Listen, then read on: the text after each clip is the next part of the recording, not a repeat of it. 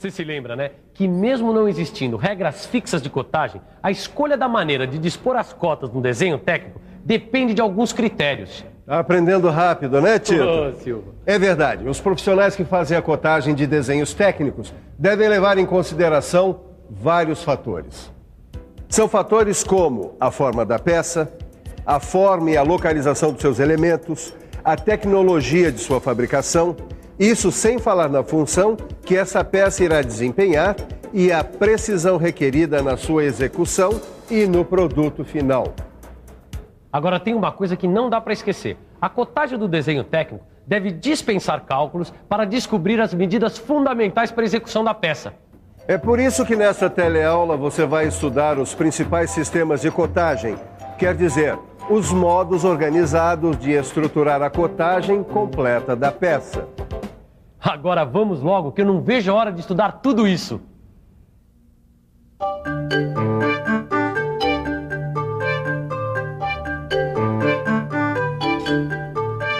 Oi, Miguel. Ângela, eu pensei que você não viesse mais. Eu não perco essa teleaula por nada. Aliás, você podia começar falando sobre a cotagem em cadeia. Tá bom. Dá uma olhada nessa perspectiva. E agora vamos ver como é que fica a vista frontal dessa peça cilíndrica, formada por várias partes com diâmetros diferentes. Nesse desenho, eu vou fazer uma cotagem em cadeia, cotando individualmente cada parte da peça. Esta aqui, por exemplo, mede 25 milímetros de comprimento. E agora eu coto cada uma das outras partes. Miguel, precisa falar que a cotagem da peça não está completa e que foram inscritas apenas as cotas que indicam o comprimento de cada parte da peça, para ilustrar a aplicação do sistema de cotagem em cadeia.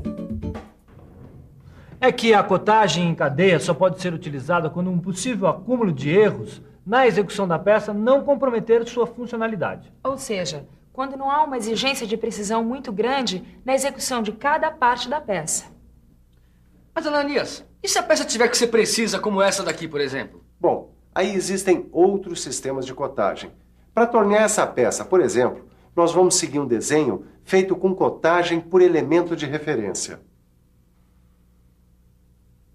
Cotagem por elemento de referência? Bom, é que nesse sistema as cotas são indicadas a partir de uma parte da peça tomada como referência. Esse elemento de referência tanto pode ser uma face da peça, como também uma linha básica. Quer dizer, uma linha que serve de base para a cotagem. A cotagem por elemento de referência é utilizada quando é preciso evitar o acúmulo de erros construtivos na execução da peça. No caso desse pino com rebaixo que nós vamos fazer, foi feita a cotagem por face de referência. Dá só uma olhada na vista frontal.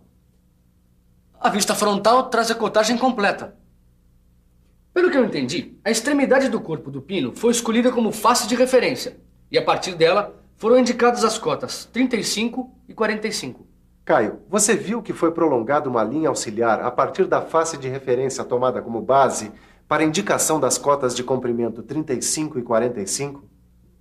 Não só vi, como também reparei que não se usa a expressão face de referência no desenho técnico da peça.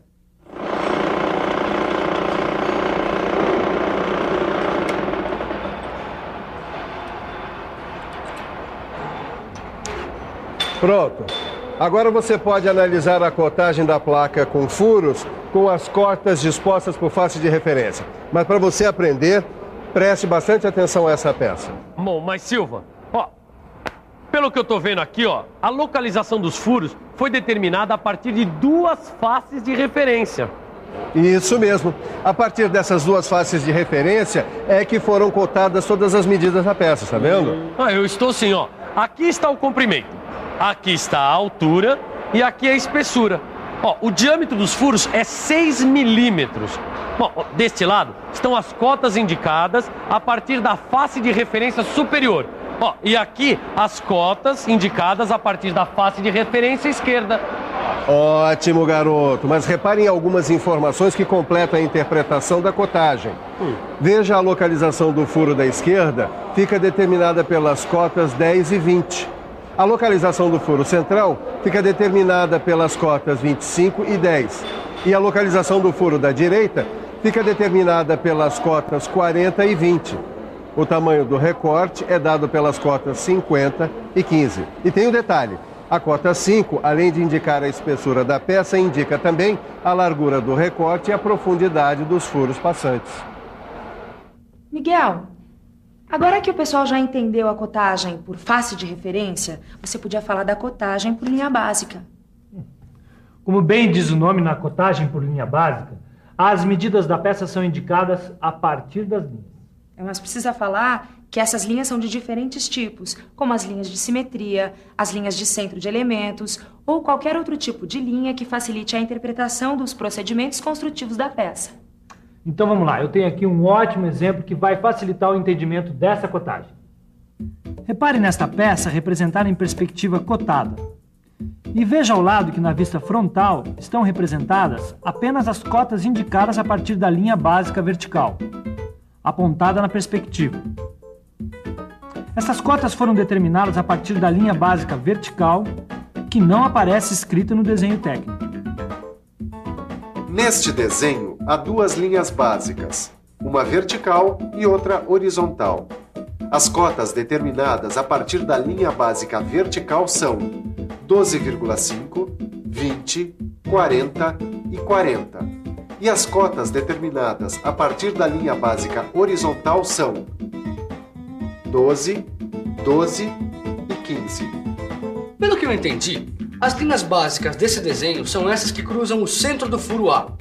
As cotas indicadas a partir dessas duas linhas básicas determinam a localização dos furos.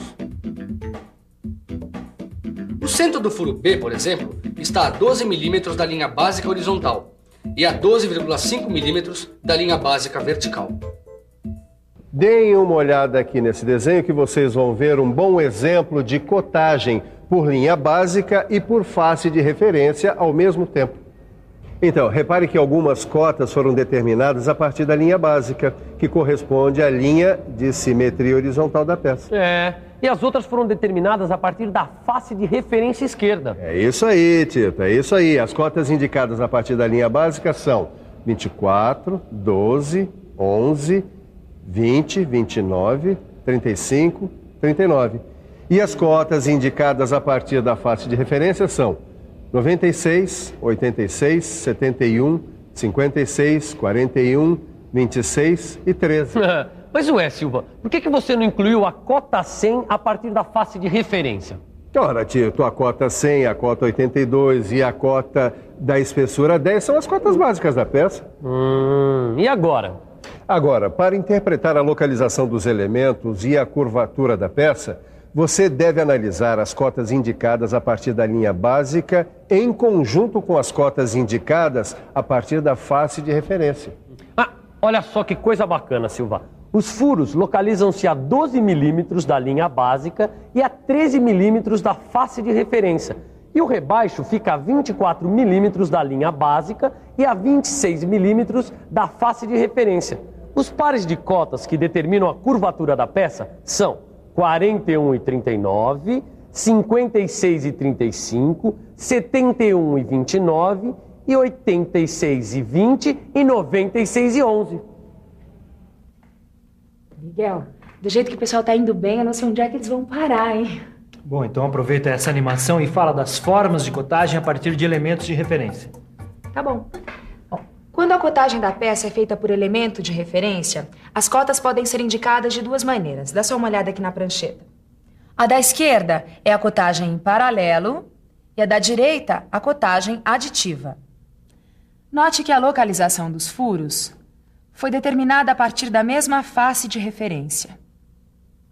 Reparou que as linhas de cota estão dispostas em paralelo umas em relação às outras? Por isso, o nome de cotagem em paralelo. E veja ao lado a mesma placa com 6 furos. Agora com as cotas indicadas de outra forma. Aqui foi usado a cotagem aditiva. Esse tipo de cotagem pode ser usado quando houver limitação de espaço, mas desde que não cause dificuldades na interpretação do desenho. A partir da face tomada como referência, foi determinado um ponto de origem 0. As cotas são indicadas na extremidade da linha auxiliar. Ângela, é bom mostrar que a interpretação das cotas é semelhante à da cotagem paralela. Afinal, a cota 8 indica a distância do centro do primeiro furo da esquerda à face tomada como referência, que contém o ponto 0. E a cota 18 indica que a distância da origem 0 ao centro do segundo furo corresponde a 18 milímetros, e assim por diante. Ananias, mas esse sistema só funciona nos casos em que os furos estão alinhados? De jeito nenhum. Eu vou mostrar com essa placa que a partir do mesmo ponto de origem 0, é possível ter a cotagem aditiva em duas direções. Sabe como ela vai ficar depois de pronta? Não faço a menor ideia. Esta placa vai apresentar 7 furos de diâmetros variados, dispostos irregularmente na peça. Por isso, a cotagem aditiva em duas direções é uma maneira prática de indicar a localização destes furos. Este desenho técnico mostra que o mesmo ponto 0 serve de origem para a indicação das cotas em duas direções. A localização de cada furo é determinada por um par de cotas. Por exemplo, a localização do furo que tem 6 milímetros de diâmetro fica definida pelas cotas 40 e 23. Isso quer dizer que o furo de 6 milímetros está a uma distância de 40 milímetros em relação ao ponto de origem, no sentido do comprimento da peça, e a 23 milímetros do mesmo ponto, no sentido da altura da peça. Mas essa não é a única forma de indicar a cotagem aditiva. Existe uma outra forma que consiste na cotagem por coordenadas. Mas, Silva, qual que é a diferença? É que na cotagem por coordenadas, ao invés das cotas virem indicadas no desenho, elas são indicadas numa tabela próxima ao desenho. Os elementos da peça são identificados por números. A interpretação das cotas relacionadas a esses números na tabela permite deduzir a localização, o tamanho e a forma dos elementos. E como é feita a interpretação, Silva? Imagina-se a peça associada a dois eixos perpendiculares entre si. Um eixo recebe o nome de X e o outro de Y. O ponto onde esses dois eixos se cruzam é o ponto 0, ou ponto de origem, que não aparece no desenho técnico. Eu acho que eu já entendi. A localização de cada elemento fica determinada por um par de cotas, indicadas na tabela. Uma das cotas indica a distância do elemento ao ponto de origem na direção do eixo X. A outra cota indica a distância do elemento ao ponto de origem na direção do eixo Y. E por último, vem o diâmetro do furo. Bom, Ângela, acho que o pessoal já está entendendo direitinho os sistemas de cotagem, não? Direitinho. Agora eu acho que você podia dizer como funciona a cotagem combinada. O que a Ângela está querendo que eu diga é que, dependendo das características da peça e do processo construtivo escolhido para executá-la, pode ser necessário o uso de mais de um sistema de cotagem ao mesmo tempo. Olha só. Na vista única que representa esta peça, foram utilizados dois sistemas de cotagem que você já conhece. O Miguel está querendo mostrar que foram usadas a cotagem por elemento de referência e a cotagem em cadeia. Isto porque esta peça é simétrica horizontal e verticalmente. Para determinar estas cotas, foi escolhida a linha de simetria horizontal como elemento de referência. E uma vez que a peça é simétrica em duas direções, basta cotar a quarta parte da peça. Bom, você sabe que cotas repetitivas podem ser representadas de forma simplificada. Por isso, em vez de escrever 8 vezes a cota 10 em cadeia, estas cotas foram indicadas desta maneira mais prática, onde 10 é o valor da cota, 8 é o número de vezes em que a cota é repetida e 80 é o comprimento total da peça. E aproveitando que para fazer a cotagem combinada você precisa dos outros sistemas de cotagem, que tal revisar essa teleaula? E atenção, se liga aí que é hora da revisão. Na teleaula de hoje, você aprendeu como funcionam os principais sistemas de cotagem. Acompanhou a cotagem em cadeia. Viu como é feita a cotagem por elemento de referência? E ficou sabendo que é possível utilizar a cotagem combinada. Bom, depois dessa revisão, o melhor sistema de aprendizado é a prática.